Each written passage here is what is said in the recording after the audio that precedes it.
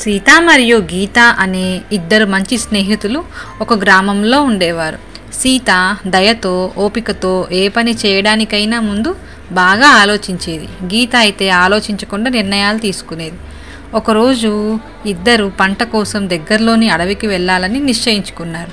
వారు అడవి లోపలికి నడుస్తూ వెళ్తుంటే ఒక తోటలో మెరిసే నీటి ప్రవాహాన్ని చూశారు. చల్లగా తీపిగా అనిపించిన ఆ నీరు చూసి కొంతసేపు విశ్రాంతి తీసుకోవాలని అనుకున్నారు. ఆ ప్రవాహం వద్ద కూర్చొని ఉండగా ఒక చిన్న గాయపడిన పక్షి ఎగరడానికి శ్రమిస్తున్న దాన్ని గమనించారు. సీత తక్షణమే పక్షిని జాగ్రత్తగా ఎత్తుకొని దాని రెక్కను పరిశీలించి దాన్ని సంరక్షించాలని నిశ్చయించుకుంది. గీత మాత్రం అధైర్యంగా ఒక చిన్న పక్షి కోసం సమయం వృధా చేయడం ఎందుకు, వెళ్ళి పళ్ళు కోసుకుందాము, ఆలస్యం అవుతుంది అని కోరింది.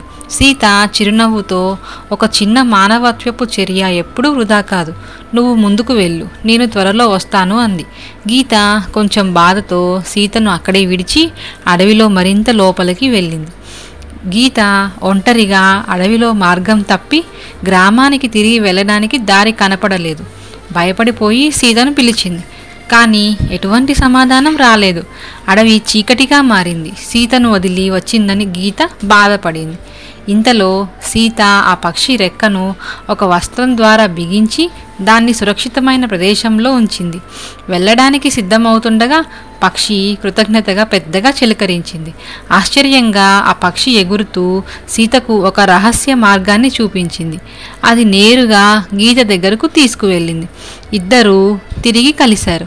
గీత కన్నీళ్లతో సీతను పట్టుకొని, నేను స్వార్థంగా ప్రవర్తించాను, నీ దయ పక్షిని మాత్రమే కాదు నన్ను కూడా రక్షించింది అంది.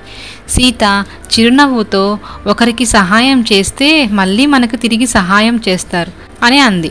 నీతి: దయ మరియు ఓపిక ఎల్లప్పుడూ మనల్ని సరైన దారిలో నడిపిస్తాయి.